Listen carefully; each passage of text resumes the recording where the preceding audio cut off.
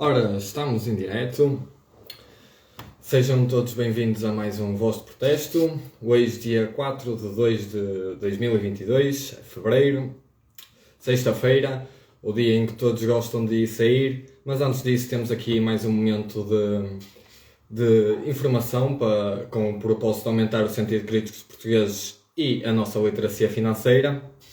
E, portanto, mais uma vez, sejam bem-vindos ao Voz de Protesto, o vosso novo programa semanal que tem, como já referi agora, o principal objetivo aumentar a literacia financeira dos portugueses, assim como o seu sentido crítico, porque nós, na minha opinião, somos um povo apático, que aceitamos tudo que nos é imposto, não criticamos, não protestamos e contentamos-nos com o estado em que estamos e o percurso que temos tido nos últimos 20 anos, que não é bom.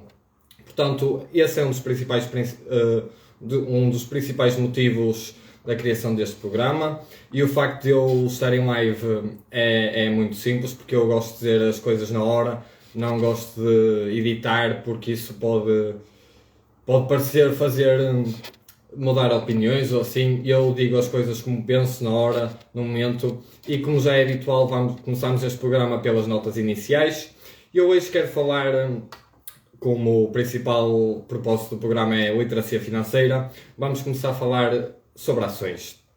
Ações do Facebook, a Meta, teve uma queda de cerca de 20% na última quinta-feira, ou na última semana. Ao mesmo tempo, o PSI 20 estava a ter recordes vistos nos últimos 2 anos. Eu quis trazer aqui estes dois temas, que têm, como é óbvio, magnitudes diferentes. Um é de subida e outro é de descida. Mas eu queria trazer isto aqui porque é importante, nós estamos atentos às movimentações dos mercados financeiros, mas também é importante termos uma perspectiva de longo prazo e não dar muita relevância às movimentações de curto prazo, que isso tem pouca relevância para uma estratégia de investimento a longo prazo. No segundo tópico das notas iniciais, eu quero deixar-vos aqui uma informação que saiu hoje, que é o Banco de Inglaterra vai aumentar finalmente as taxas de juros. Vai aumentar para 0,5%, metade de 1%, mas é um aumento, e esta é uma tendência que vai continuar a surgir por todo o mundo. Já começou nos Estados Unidos, já está neste momento no Reino Unido, e a Europa vai vir atrás, não pensem que não. E prova disso mesmo é que hoje também houve uma reunião do Banco Central Europeu, e a nossa Presidente, a Presidente Europeia do Banco, Christine Lagarde, diz agora que a inflação é uma preocupação unânime de todos os países do euro. Quando há algum tempo atrás dizia que a inflação era temporária, que não havia grandes motivos de preocupação. E isto leva-me para o terceiro tópico, sendo que o segundo é o Banco de Inglaterra subiu as taxas de juros. O terceiro tópico das notas iniciais é que a inflação, e eu não me canso de falar da inflação porque isto é um imposto escondido e portanto nós temos que estar sempre a falar dele para as pessoas terem essa noção. A inflação na zona euro está nos 5%. No Reino Unido, que falei ainda agora há pouco, está em 5,4%, níveis que não eram vistos em 30 anos no Reino Unido, por exemplo. E isto é uma preocupação, e ainda para mais num país como o nosso, extremamente endividado. Nós temos uma dívida pública de 120 e tais por cento do nosso PIB, e uma das consequências da inflação, como eu já tentei aqui explicar, é uma subida das taxas de juros. E as taxas de juros têm impacto no custo da dívida. E num país extremamente endividado como o nosso, se o custo da nossa dívida aumentar, meus amigos, nós vamos à bancarrota. Nem o Banco Central nos vai salvar, nem a União Europeia. Nós vamos ter que chamar a Troika, o FMI, e vamos ter que suportar um período de dor, de sofrimento, como muitos portugueses atribuem ao período de Passos Coelho, que deixem-me só aqui frisar, o programa de Passos Coelho foi assinado por José Sócrates, e é o PS o responsável pela bancarrota que nós tivemos. Portanto, deixem-me frisar este ponto e referir que a inflação na zona euro está nos 5%. Eu não me vou cansar de trazer este tópico aqui neste programa, porque nós temos que nos preocupar com isto, porque imaginem só a seguinte situação de forma muito breve. Se a inflação está no 5% e o salário geral da população subir 1%, nós na realidade estamos a perder poder de compra, não estamos a ganhar. Estamos a receber mais dinheiro, mas compramos menos coisas com esse dinheiro. Portanto, é importante ter atenção à inflação, é importante ter noção das medidas surgem do combate a esse mesmo efeito económico. Mas, para passar agora para o quarto tópico das notas iniciais, eu quis trazer aqui uma notícia sobre uma empresa de Braga, mais propriamente sobre o grupo Bernardo Costa, que é dirigido por o Ricardo Costa, é o CEO do grupo, que este ano decidiu aumentar o salário mínimo pago na empresa para um valor superior ao salário mínimo nacional. Sim, porque não é por decreto, não é o governo que tem que mandar aumentar o salário mínimo. Isso é um efeito que tem de surgir nas empresas. E este é um bom exemplo para trazer, porque esta empresa desde 2017 tem um departamento da felicidade que se baseia unicamente em proporcionar a melhor experiência aos seus colaboradores, porque esse devia ser o objetivo de todas as empresas, porque colaboradores mais satisfeitos produzem melhores resultados, são mais produtivos. E também é um facto que Portugal é dos países menos produtivos da Europa. Portanto, eu quero aqui congratular o Sr. Ricardo Costa, que desde já digo que é uma das pessoas mais influenciáveis, mais influentes em Portugal, e no LinkedIn, por exemplo, onde tem mais de 50 mil seguidores, e publica sempre informação muito atualizada e relevante, e deixo aqui a sugestão para quem quiser conhecer. E este é o tipo de pessoas que para mim faria mais sentido serem famosos, e nós discutimos a vida destas pessoas, digamos assim. Passando agora para os assuntos quentes.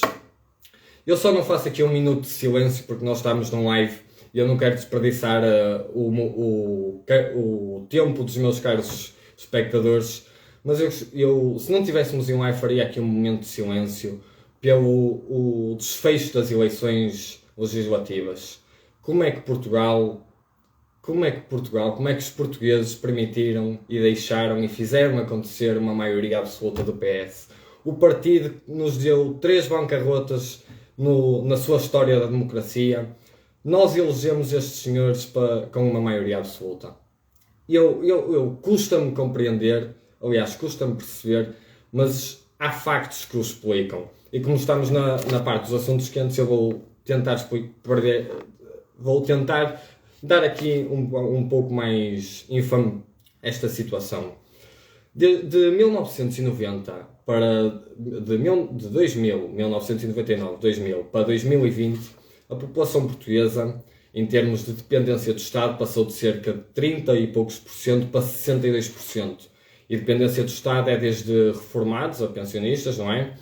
Pessoas de subsídio de desemprego, pessoas com incapacidades, todas essas pessoas, dado que vivemos num Estado social, recebem ou têm direito a algum tipo de rendimento que lhes permita ter uma vida digna.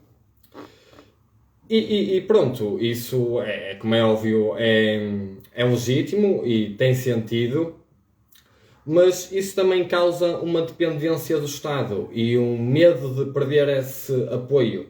Na minha perspectiva, nós não devemos criar medo, não devemos criar dependência, devemos criar as condições para essas pessoas, mesmo com debilidades ou com incapacidades, consigam ter as mesmas oportunidades ou mais oportunidades que outras pessoas, porque têm dificuldades a mais. Eu não quero um país e um Estado que dê tudo a todos, porque não há nada dado nesta vida, meus amigos. Tudo tem um custo, e uma frase económica que quero aqui deixar, aproveitando o que estar a falar deste tema, é que não há almoços grátis. Isto significa que quando alguém nos dá alguma coisa de graça, ou simplesmente dado, não é? Que é de graça, tem sempre algum motivo por trás, e neste caso a dependência do Estado leva à soberania de poder. O PS, na situação em que estamos, é um soberano, é o partido soberano, ainda mais agora com maioria absoluta. Já o era sem maioria absoluta, já trocava órgãos reguladores sem qualquer... até me está a faltar a palavra, mas dou-vos o exemplo do Banco de Portugal, de Mário Centeno, que passou de Ministro das Finanças para Banco de Portugal. Mas também é o exemplo do Tribunal de Contas.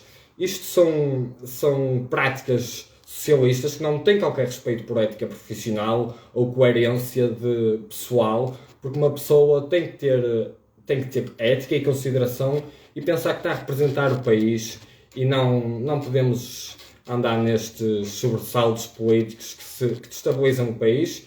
Mas também quero aqui deixar aqui presente que eu espero que agora, com a maioria do PS, isso pelo menos termine, porque nos próximos anos vai haver 20 cargos de reguladores que vão ter que ser alterados. E se o PS começar a meter os amiguinhos deles em todos esses cargos, meus amigos, Portugal vai de mal a pior. Nós já estamos mal, nós já estamos com pouca independência. Aliás, eu refiro que, se vocês, não sei se conhecem, mas o Instituto Mais Liberdade promove a literacia financeira, como este programa, a Voz de Protesto, mas eles têm a capacidade de fazer estudos nacionais e internacionais sobre a população portuguesa.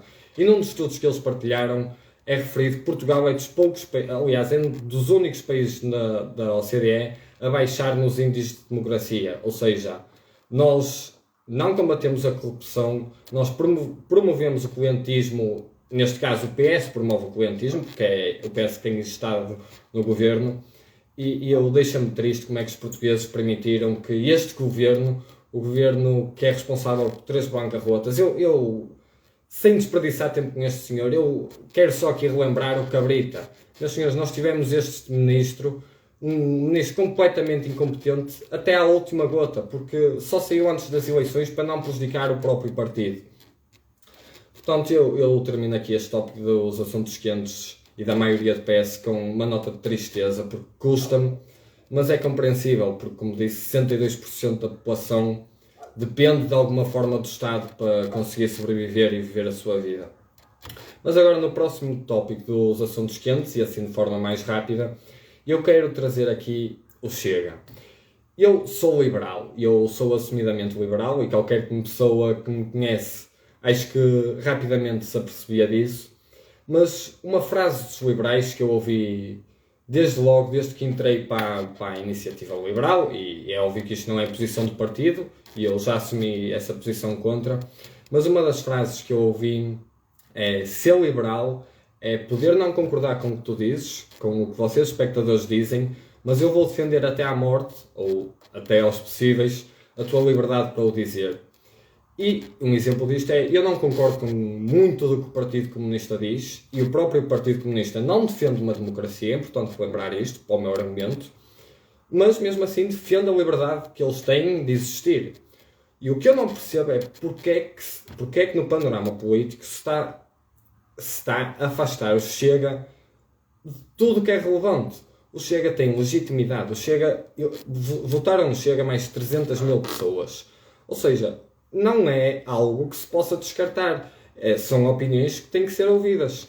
E um ponto que eu quero referir também do racismo e do fascismo e tudo isso do Chega é que eu penso que isso são atributos atribuídos por pessoas de fora, e que, apesar do Chega em alguns aspectos ser um pouco extremista, eu acho que os outros partidos que não são tão extremistas, neste caso a IEL e o PSD, que são os partidos que estão com assento parlamentar neste momento, deviam assumir a responsabilidade de tentar moderar o Chega e falar, dialogar com o Chega, mas aproveitando os pontos bons e descartando os pontos maus. É assim, na minha opinião, se devia governar o país, em conjunto, tentando contribuir o melhor de cada um. E não dizer: não, tu não serves para nós, mas se calhar falar com comunistas ou com socialismo. Por isso, eu não percebo este afastamento do Chega, eu não sou do Chega, e acho verdade algumas coisas que o André Ventura diz, acho que tem razão em algumas coisas, não tem noutras tantas, e também mente noutras tantas, mas também temos um primeiro-ministro que mente constantemente, portanto o argumento é o mesmo. Se não gostam de um por mentir, também não deviam gostar do outro, e se não gostam de um por ser fascista ou racista ou o que seja, não deviam gostar dos comunistas ou dos socialistas ou do que é que seja. Portanto, é com isto, e foi esta a informação que eu vos queria trazer aqui hoje. Espero que tenham gostado. Se quiserem partilhar, fico extremamente agradecido. E por hoje é tudo. Muito obrigado a todos e com licença.